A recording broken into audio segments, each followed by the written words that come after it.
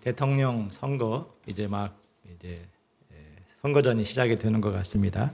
여당과 야당 내부 경쟁이 참으로 치열합니다. 상대당보다도 자기 당 경쟁자가 더 치명적이다, 그런 말이 있다고 합니다. 잘 되는 당의 특징은 이렇게 막 치열하게 논쟁하고 막 경선을 치르다가도 이제 딱 후보가 뽑히면은 그 후보를 중심으로 딱 뭉쳐서 대권을 쟁취해냅니다. 반면 안 되는 당은 치열한 당내 경쟁이 분열과 다툼으로 이어져서 콩가루 집안이 되고 맙니다.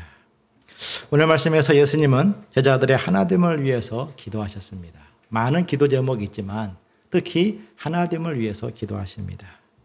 하나가 되는 것은 무엇이며 또 하나가 되기 위해서 필요한 믿음은 무엇입니까? 예수님의 기도를 통해서 우리 각 사람에게 필요한 믿음을 주시기를 기도합니다. 1절을 보겠습니다. 예수님은 눈을 들어서 하늘을 우러러 기도하십니다. 아버지여, 때가 이르렀사오니 아들을 영화롭게 하사 아버지를 영화롭게 하게 하옵소서. 때가 이르렀다는 것은 십자가에 죽을 때가 다가왔다는 것입니다. 만약 죽음이 코앞에 다가왔다면, 내가 그것을 알게 되었다면 우리는 어떠한 심정을 갖게 되겠습니까?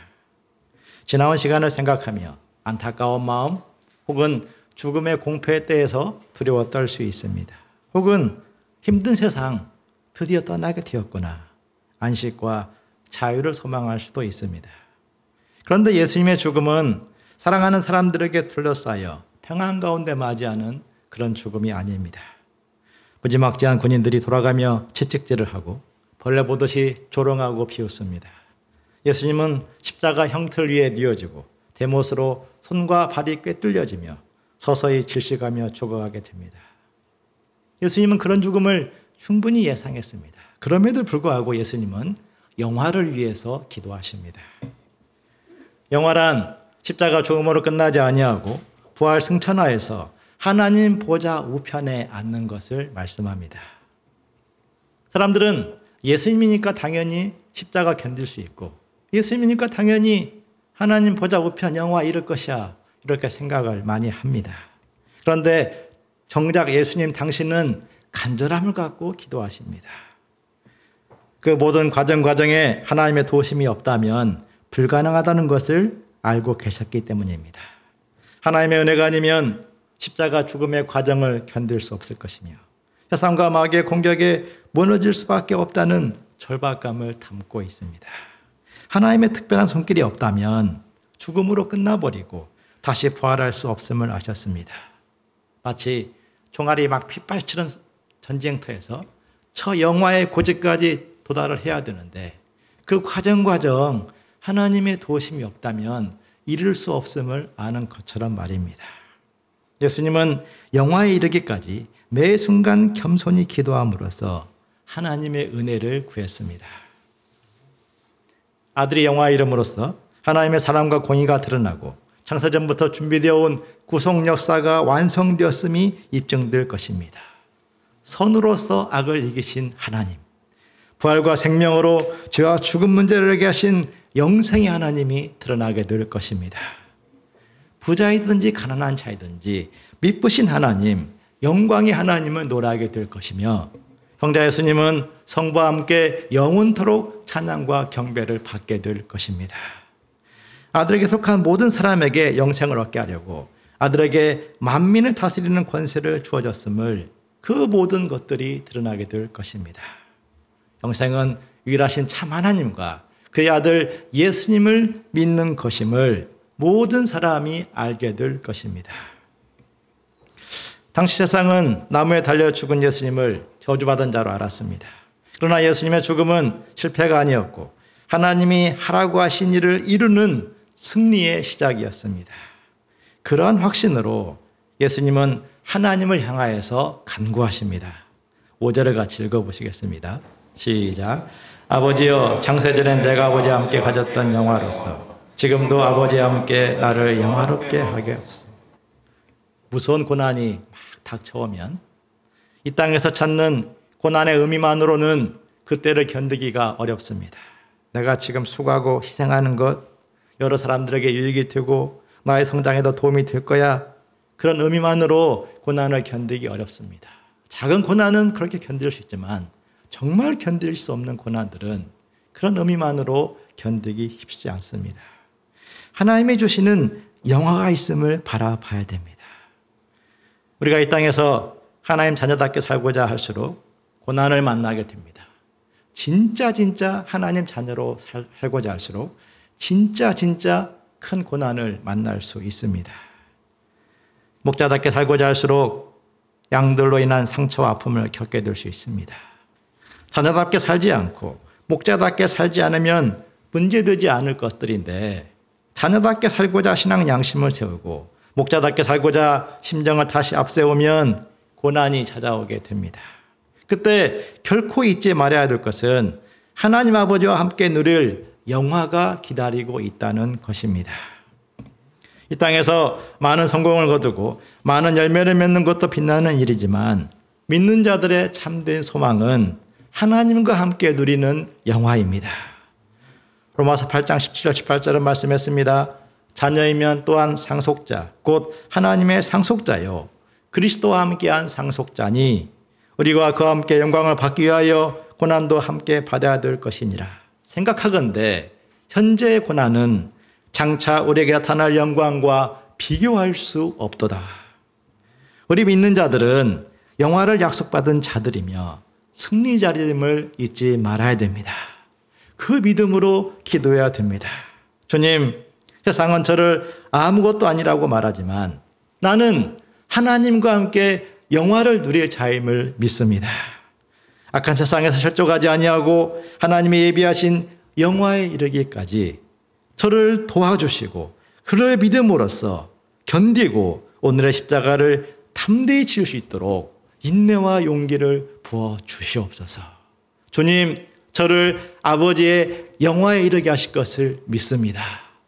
우리의 첫 번째 기도가 이 기도가 될 수 있기를 기도합니다. 6절에서 9절은 제자들을 위한 기도입니다. 6절을 보면 예수님은 제자들을 향해서 아버지가 세상 중에서 내게 주신 사람들 이렇게 소중한 표현을 했습니다.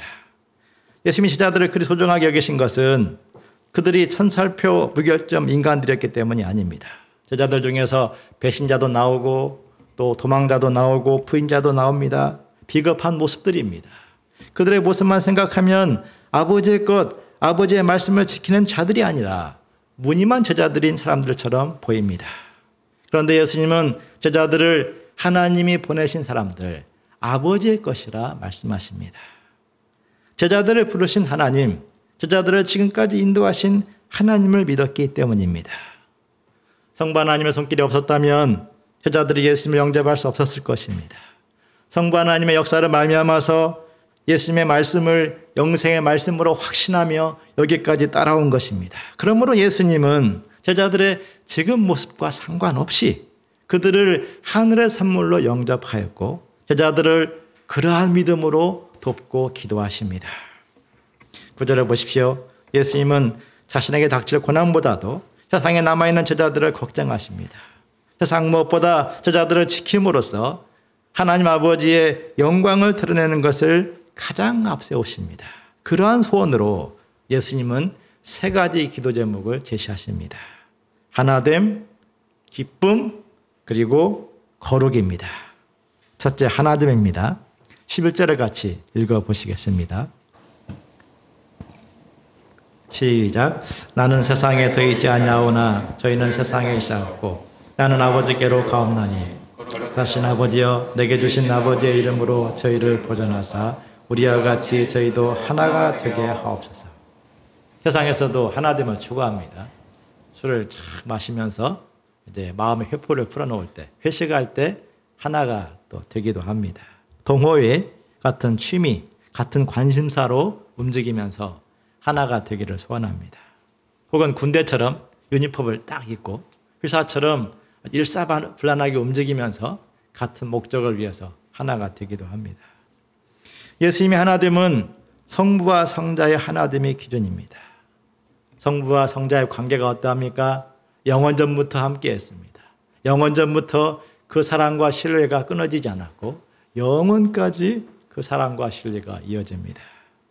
그런데 만민 구성 역사를 위해서는 전혀 다른 모습을 하십니다. 성부는 영혼의 모습으로 하늘 영광의 보좌에 앉아 계시고, 성자는 한계적인 인간의 몸을 하고 가장 낮은 십자가의 자리에 서게 됩니다. 성자 하나님은 성부의 뜻을 따라서 자기를 완전히 낮추어서 종의 모습으로 구원 역사를 수행합니다. 성부 하나님은 온 세상의 주관자로서 그 성자 예수님을 살리시고 하나님 보좌 우편에 높이심으로 만물 위에 뛰어나게 하십니다. 성부와 성자는 사랑과 신뢰의 관계에서 시작해서 전혀 다른 모습으로 하나님의 온전한 구원 역사를 완성하십니다. 그것이 예수님이 말씀하신 하나됨의 본질적인 모습입니다. 제자들이 그런 하나됨을 이룬다면 세상을 이기고 복음 역사를 힘있게 섬길 수 있습니다. 사도행전 2장을 보면 예루살렘 복음 역사는 누가 크냐 경쟁하던 베드로와 요한이 합심해서 성전에 올라감으로써 시작이 되었습니다. 베드로는 성전에 올라가서 메시지를 전하고 요한은 섬겼습니다.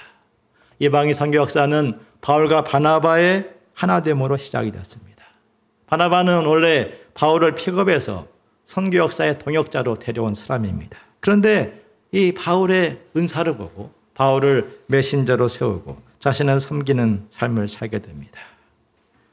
바울과 바나바가 마가 문제로 다투었지만 그것은 둘 다 하나님께 영광을 돌리는 방법에 대한 관점의 차이였을 뿐 서로를 깊이 존경하고 세우는 거기에는 변함이 없었습니다. 제자 공동체가 서로를 신뢰하고 존중함으로 하나가 될 때 세상을 이길 수 있는 확신과 용기가 나오게 됩니다. 가정교회도 그러합니다. 남편과 아내가 서로를 신뢰하고 서로를 높일 때 전혀 다른 모습으로 살아가지만 거기에서부터 믿음의 사람들이 나오고 키우는 천국 공동체가 이루어지게 됩니다. 물론 하나가 되는 것은 결코 쉽지가 않습니다. 사람은 누구나 자기중심적이기 때문입니다. 누구나 자기 방식은 좋은 것이고 가장 발전된 것, 다른 사람의 방식은 덜 좋고 덜 발전된 것이라 그런 생각을 깔고 살아갑니다. 나름의 교만, 나름의 비교의식, 나름의 욕심과 나름의 경쟁심을 갖고 있습니다. 그러므로 하나 되는 노력은 때로는 굉장한 자기 부인을 요구합니다. 우리의 본성은 하나됨이라는 이 메시지까지 자기 중심으로 이용할 수 있습니다. 하나 되라고 했는데 왜 하나가 안 되는 거야? 나를 중심으로 하나가 돼야지. 이렇게 하나됨이라는 말씀을 가지고 상대방을 막 찌르기도 합니다. 하나됨은 조직이나 이벤트로 할 수 없습니다. 성령이 각 사람을 감동시키사 상대방을 자기보다 낮게 여기고 존경하고 애쓰는 믿음을 주시도록 기도해야 됩니다. 강하다 생각하는 사람일수록 약한 사람을 배려하고 약하다 생각하는 사람일수록 강한 사람을 배울 수 있는 믿음을 가져야 됩니다. 하나됨은 한마디로 나 중심에서 하나님 중심으로 옮겨가는 것입니다. 하나님 중심은 하나님의 주권을 믿음으로써 인내하고 동역하는 것입니다. 하나님이 나를 택하신 것은 내가 모든 것이 퍼펙트해서 택해서 그런 것이 아닙니다. 나의 한 가지 소중한 점을 보고 택하셨습니다. 그와 같이 상대방에 있는 한 가지 소중한 점을 보고 예를 들면 저 사람은 터프하지만 하나님을 기쁘시게 하고자 하는 열정이 있다. 한 가지를 보고 다른 것들에 대해서는 관용하고 합심하고자 노력하는 것입니다. 하나님의 능력을 믿음으로써 당장의 결과에 요동하지 아니하고 정말 믿음을 갖고 기다리는 것입니다. 그렇게 하나가 되게 힘쓰면 세상을 이기는 교회, 생명을 살리는 교회가 되어갈 것을 믿습니다. 둘째, 기쁨입니다. 13절을 보십시오. 예수님은 제자들에게 기쁨이 충만해지기를 두 번째로 기도하십니다. 지금 세상은 제자들을 미워하고 있습니다. 예수님 잡아 죽이듯이 제자들을 잡아 죽이려고 합니다. 그런데도 예수님은 제자들이 미움받지 않게 해달라 기도하시거나 제자들이 낙오하지 않도록 기도하지 아니하시고 기쁨으로 충만해지기를 기도하십니다. 어두울수록 빛이 필요한 것처럼 고난의 때일수록 기쁨이 필요합니다. 힘들다고 인상 쓰고 막 불평, 원망을 막 뒤집어 쓰고 있으면 주변의 빛까지 막 빨아들이는 블랙홀이 되어버립니다. 기쁨은 지나친 스트레스로 인한 두려움과 불신과 우울증을 해소하고 문제의 본질을 볼 수 있는 통찰력을 제공해 줍니다. 아인슈타인은 나의 창의적인 발상은 유머에서 나온다, 이런 고백을 했습니다. 로버트 슈워츠가 쓴 기쁨의 파동이라는 시가 있습니다. 물잔에 탁 떨어지는 잉크 한 방울처럼 우리 각자는 세상 전체의 속도를 바꿀 수 있다. 비록 산 꼭대기에서 혼자 살고 있는 사람이라 할지라도 기쁨의 느낌을 만들어냄으로써 다른 이들의 기쁨을 느끼는데 도움이 되는 파동을 보낸다. 산 꼭대기에서 혼자 막 기뻐하고 있으면은 기쁨의 파동이 다른 사람에게 다 이렇게 전달이 된다는 것입니다. 물에 딱 잉크를 떨어뜨리면 쫙 퍼지지 않습니까? 그와 같이 내가 기쁨이 충만하면 이 기쁨의 파동이 주변에 확 퍼져나갑니다. 오늘 한번 집에 가셔서 실험을 해보시기를 바랍니다. 내가 막 기뻐하고 있으면요, 주변이 막 이렇게 환해집니다. 내가 쫙 인상을 쓰고 있으면요, 좋았던 분위기마저도 이제 확 엎어버리게 되거든요. 로버트 슈워츠 씨가 기쁨의 파동이라는 시로 그걸 표현했습니다. 예수님은 내 기쁨으로 제자들이 그렇게 충만해지기를 기도하십니다.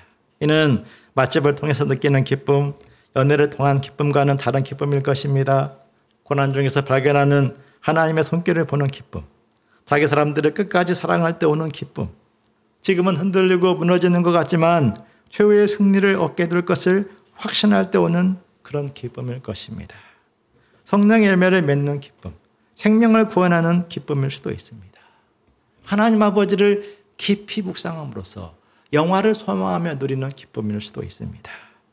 현실 문제가 심각할수록 의도적으로라도 예수님의 기쁨으로 충만해지도록 기도해야 됩니다. 이번 주 금요일부터 우리는 드디어 여름 수양회를 하게 됩니다. 무더위를 견디며 온 힘을 다해 준비한 말씀 잔치를 통해서 기쁨을 누릴 수 있기를 기도합니다. 믿음의 선진들을 연구하며 발표하는 심포지엄 강사들을 통해서도 기쁨을 누릴 수 있기를 기도합니다.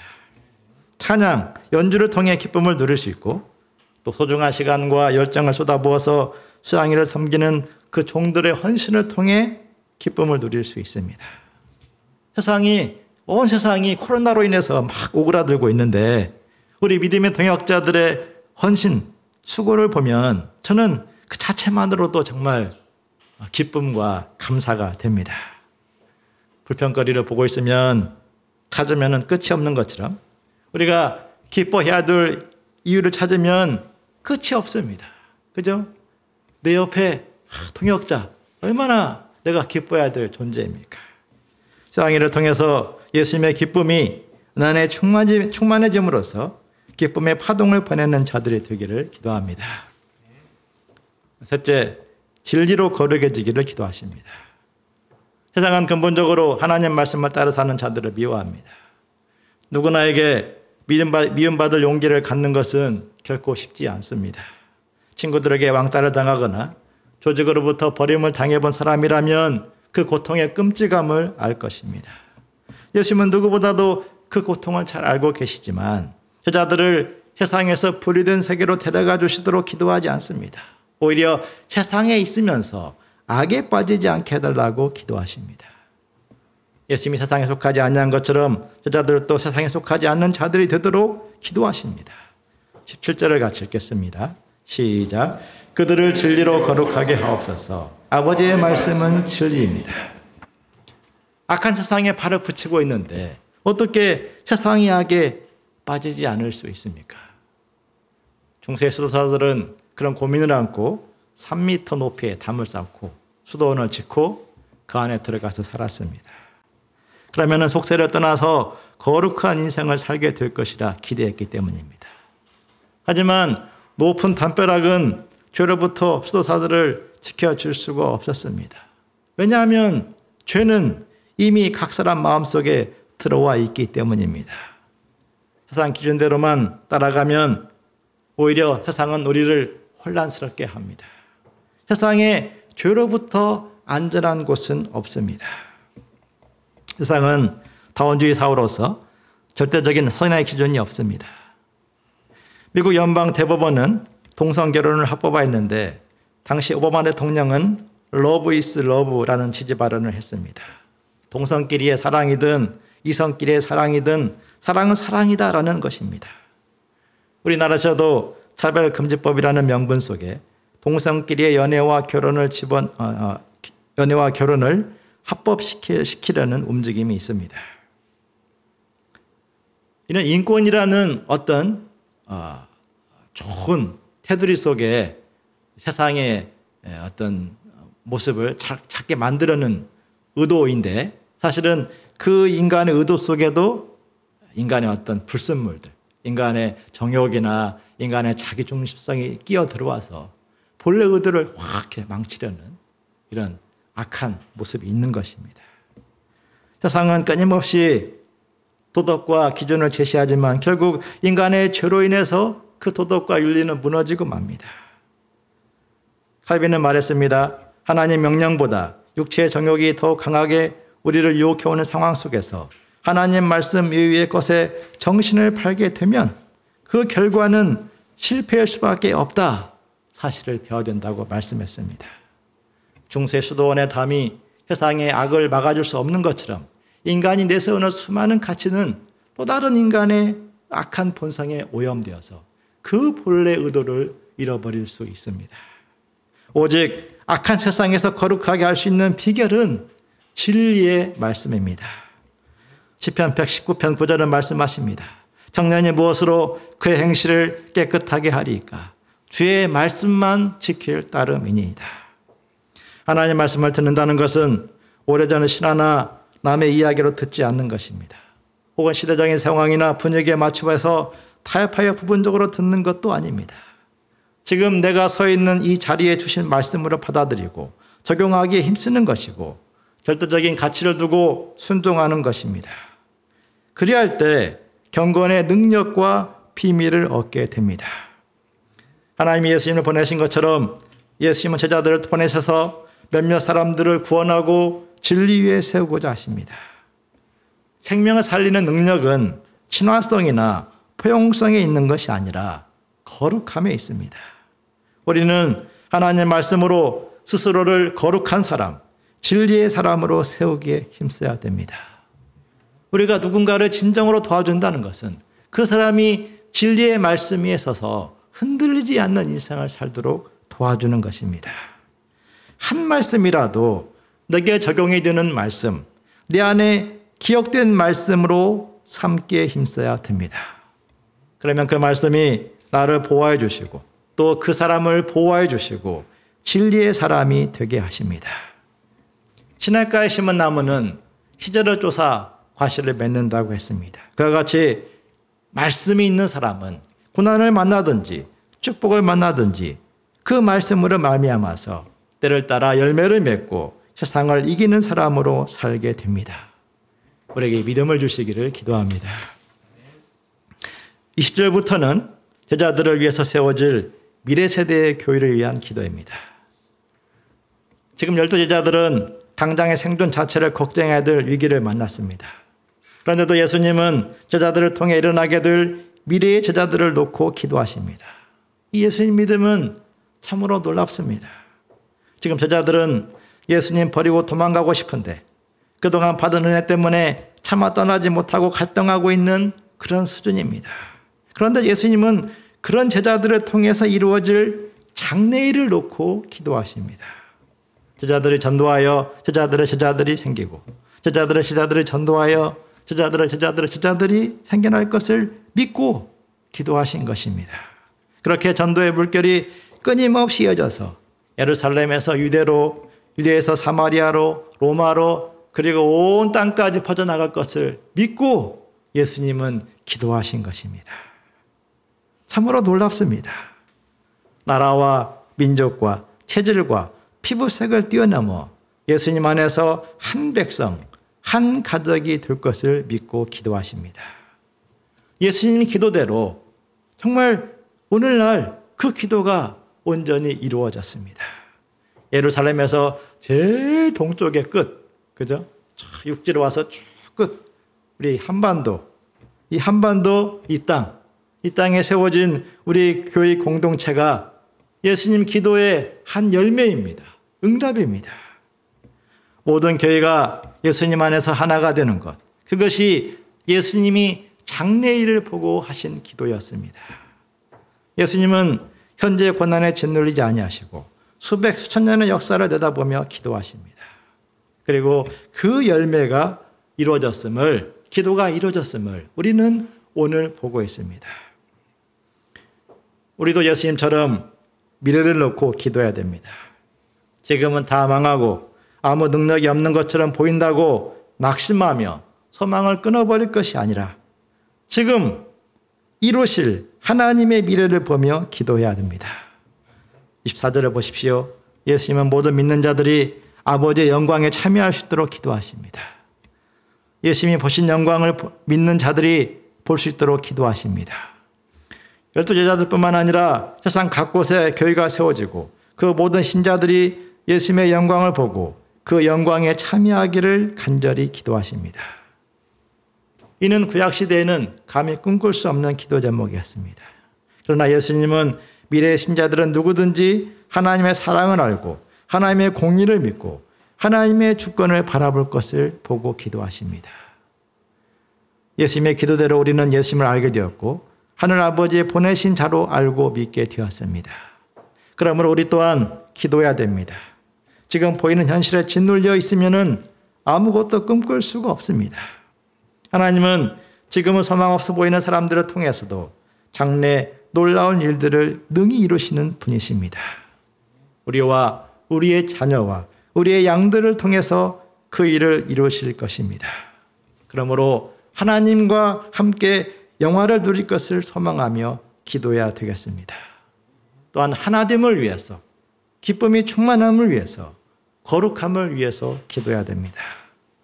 예신자들이 끊임없이 세워지고 세워져서 땅끝까지 하나님의 나라가 확장되어 나가도록 기도해야 됩니다. 지금 보이는 현실이 그러지 않을지라도 기도해야 됩니다. 그렇게 예수님의 기도를 드릴 때 주님은 우리를 세상을 이기는 자들로 세워주시고 우리를 통해서 하나님의 영광을 드러내실 것을 믿습니다. 우리에게 믿음을 주시기를 기도합니다.